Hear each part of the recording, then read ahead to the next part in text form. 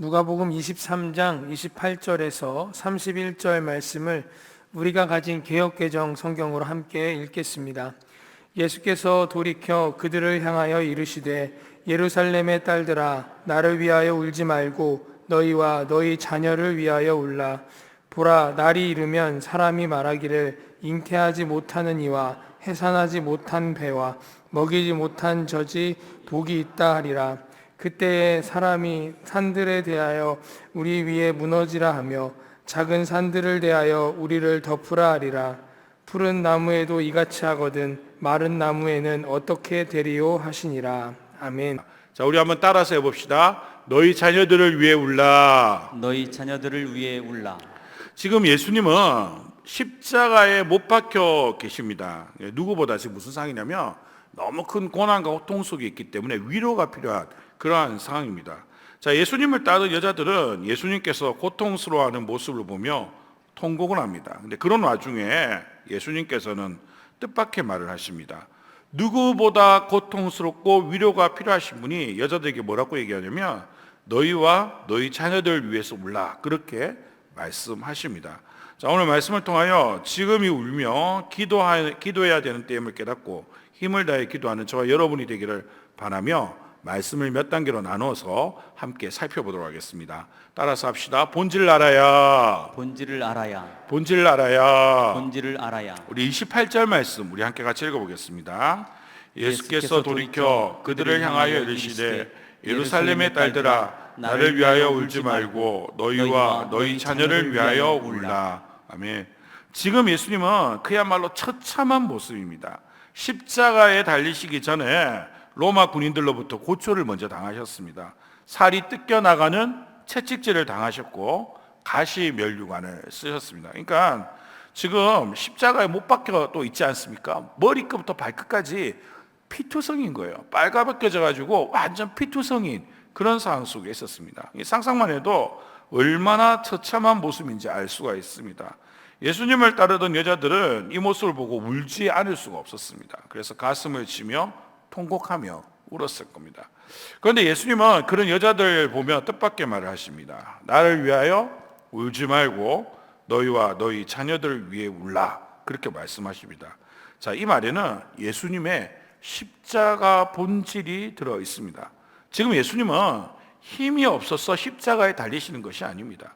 예수님은 마음만 먹으면 이스라엘의 왕이 되실 수 있는 분입니다. 아니, 이스라엘의 왕뿐만이 아니라 온 세상의 실질적인 세속적 왕이 되실 수 있는 그런 분이셨습니다. 당시 이스라엘에는 로마의 군대가 많이 주둔하고 있지 않았습니다. 중동의 대부분의 로마 군대는 어디에 주둔하고 있었냐면 이 파르티아하고의 전쟁 때문에 시리아에 주둔하고 있었습니다. 그래서 빌라도의 경우 밀란을 두려워했습니다. 정치를 잘못한다는 로마의 지책도 두려웠지만 대규모의 밀란을 막을 힘도 없었기 때문입니다. 예수님이 무죄인 걸 알면서도 십자가에 죽게 한 이유가 바로 여기에 있습니다. 빌라도는 예수님을 지켜줄 힘도 없었고 용기도 없었다는 겁니다. 반면에 예수님은 어떻습니까? 예수님이 예루살렘에 입성할 때 수많은 사람들이 예수님을 환영하였습니다. 그런데 어떻게 환영했냐면 우리 누가복음 19장 38절 말씀 우리 함께 같이 읽어보도록 하겠습니다. 이르되 찬송하리로다 주의 이름으로 오시는 왕이여 하늘에는 평하여 가장 높은 곳에는 영광이로다 하니. 아멘. 자, 주의 이름으로 오시는 누구라고요? 왕이라고 지금 환영을 하고 있습니다. 즉 본인이 원하시기만 하시면 이들은 예수님 편에 서서 싸울 준비가 되어 있었습니다. 밀란을 일으켜 정권을 잡을 수 있으셨습니다. 사실 이런 거 말할 필요도 없습니다. 예수님은 창조주 하나님이십니다. 원하시면 이스라엘의 왕이 아니라 모든 나라를 무릎 꿇게 할 수 있는 힘과 능력을 가지신 분이십니다. 그러나 예수님은 그러지 않으셨습니다. 십자가에서 하나님의 공의와 사랑을 실행에 옮겨야 했기 때문입니다. 하나님의 공의에서 죄는 뭐냐? 사형을 선고받게 되어 있습니다. 죄는 항상 뭘 원하냐면 생명을 원한다는 거예요. 그래서 제사를 지낼 때는 꼭 뭘 가지고 갔습니까? 유대인들이 제물을 가지고 갔잖아요. 그런데 그 제물은 대부분 동물들이었어요. 그 동물들을 그냥 갖다 바친 것이 아니라 말 그대로 제물을 삼았다는 거예요. 그들이 피 흘려 죽게 만들었다는 거예요. 이 제사 속에 있는 이 제물은 뭘 보여주고 있냐면 죄가 얼마나 무섭고 두려운 건지를 보여주고 있습니다. 죄를 대신할 수 있는 건 생명밖에 없고 피 흘림밖에 없다는 걸 보여주고 있다는 것입니다. 그래서 하나님의 공의에 의해서 우리의 죄는 뭐냐? 다 사형 선고를 받았다는 겁니다. 생명으로만이 죄를 대신할 수밖에 없습니다. 그러므로 하나님의 공의는 죄는 사형이기 때문에 어떤 형식으로 나타나냐면 심판으로 나타나게 되어 있습니다. 즉 우리가 받아야 할 심판을 누가 대신 받으신 겁니까? 예수님께서 대신 받으신 겁니다. 하나님의 사랑과 공의를 십자가에서 나타내신 겁니다. 그러므로 예수님께서 십자가에 달리신 것을 보고 울고 있는 그 여자들에게 너희와 너희 자녀들 위해 울라 이렇게 말씀하신 겁니다. 이 말은 너희는 지금 나를 가엾게 여기는 것이 아니라, 그게 중요한 게 아니라 지금 너희들의 죄를 위해 죽는 나의 모습을 보며 죄의 무게를 깨달으라는 거예요. 죄가 어떤 건지를 깨달은 겁니다. 그리고 그 죄 때문에 너희 자신과 너희 자녀들을 위해서 기도하라는 겁니다. 너와 너희 자녀들이 지금 너희들의 죄를 보고 기도해야 될 때라고 말씀하고 있는 것입니다. 이 말씀을 들으며 자녀를 가진 부모님들 우리 한번 생각해 봐야 합니다.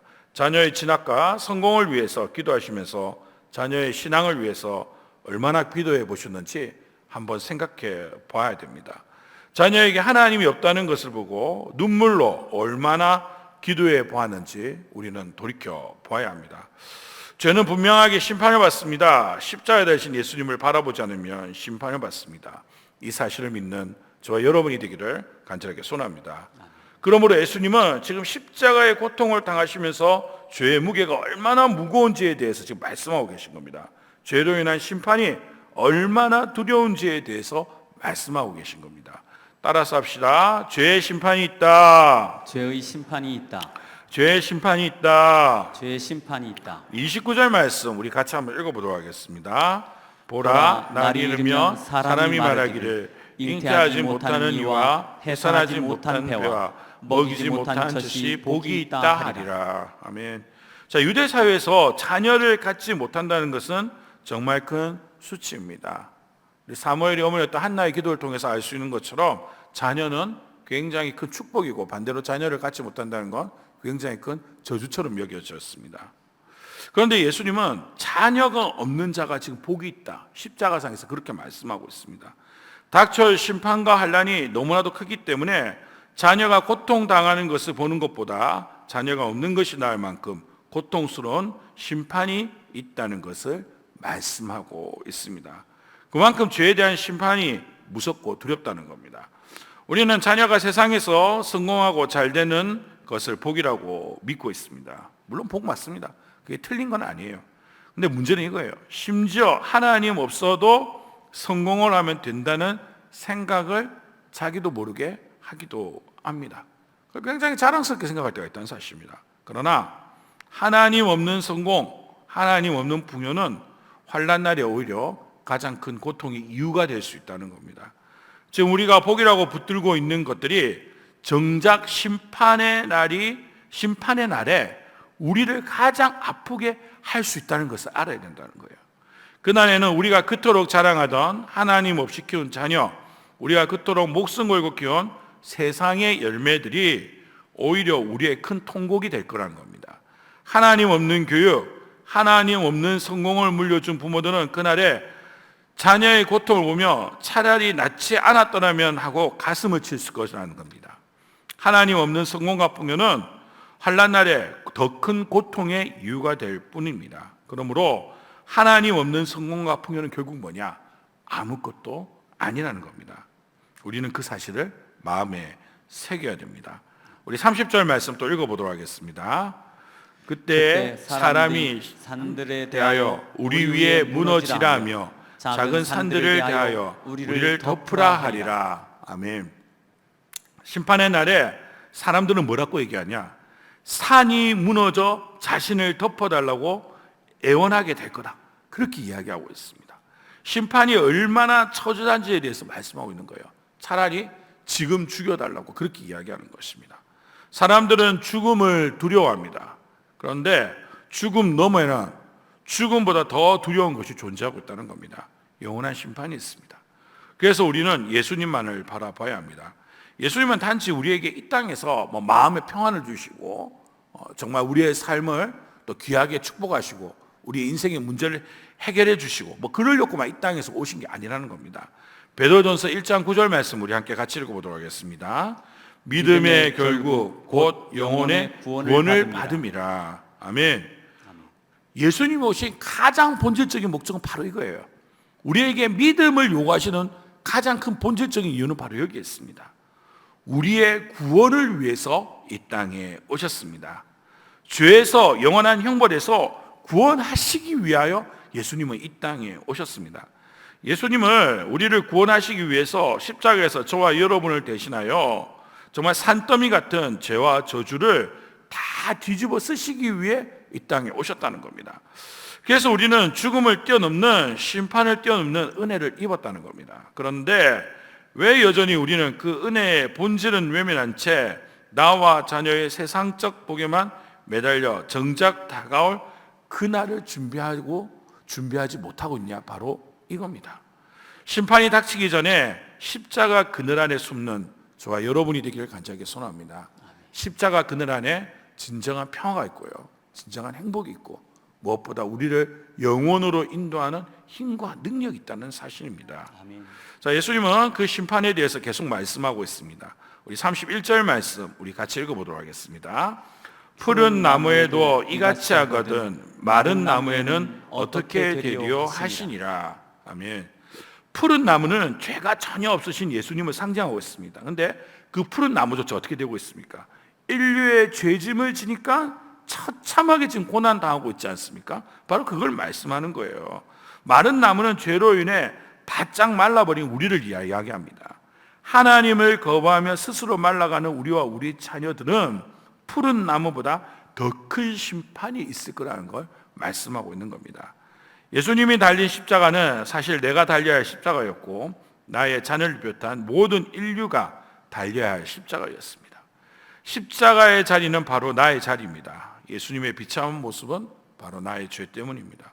예루살렘의 여자들뿐만 아니라 우리 역시 예수님의 십자가를 묵상하며 울어야 합니다.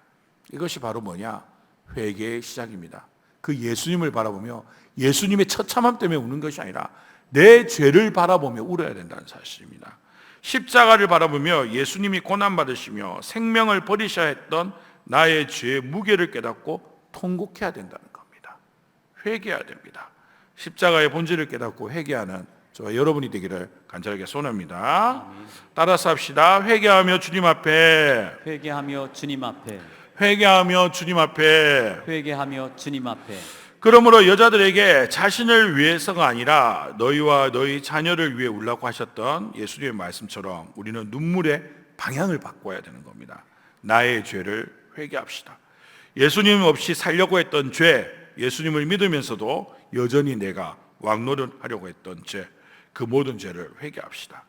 그리고 자녀들 위해 웁시다. 세상의 가치관이 아니라 말씀의 가치관을 따라 살아가는 자녀들이 되게 해달라고 웁시다. 이사야 42장 3절 말씀 우리 함께 같이 읽어보도록 하겠습니다. 상한 갈대를 꺾지 아니하며 꺼져가는 등불을 끄지 아니하고 진실로 정의를 시행할 것이며. 아멘. 이 말씀을 믿읍시다. 주님은 상한 심령을 멸시하지 않으십니다. 우리가 십자가 앞에서 회개하며 울 때 마른 나무였던 우리 인생에 참된 생명수가 되셔서 우리에게 다시 푸른 나무가 될 수 있도록 우리의 삶을 놀랍게 인도하신다는 겁니다. 20세기 최고의 복음 전파자였던 빌리 그레함 목사님은 이렇게 말씀하셨습니다. 하늘나라는 죄가 없는 곳이 아니라 회개한 사람들이 있는 곳이다. 유명한 과학자이자 그리스도인이었던 뉴턴은 이렇게 말했습니다. 회개하지 않는 것이 유일한 죄며 회개하는 자에게는 용서받지 못할 죄가 없다. 회개는 하늘나라에 가는 길, 즉 심판을 피하는 길이며 죄를 용서받을 유일한 길입니다. 예수님의 십자가의 보혈을 의지하여 회개하는 길만이 우리가 살 길이라는 겁니다. 통곡하고 눈물을 흘리며 그래서 우리는 회개합니다. 진정한 눈물의 회개가 나를 살리고 나의 자녀를, 나의 가정을, 나의 교회를 이 나라 이민족을 살리는 겁니다. 잊지 맙시다. 하나님은 우리가 완벽하기를 바라시는 게 아닙니다. 우리 중에 누가 완벽하겠습니까? 아니, 완벽할 수도 없습니다. 하나님은 우리가 완벽하기를 바라시는 것이 아니라 우리가 잘못된 길을 가다가도 돌이키기를 원하십니다. 오늘 말씀 붙잡고 회개하며 기도함으로 나와 내 가정을 영원한 심판에서 구원받게 하는 저와 여러분이 되기를 간절하게 소원합니다. 잊지 맙시다. 진정한 회개가 살 길입니다. 죄에서 떠나 십자가를 바라보는 게 살 길입니다. 이번 사순절에 십자가의 그 놀라운 사랑과 능력 그리고 회개의 길을 깨닫는 저와 여러분이 되기를 바라며 하나님 말씀을 전했습니다.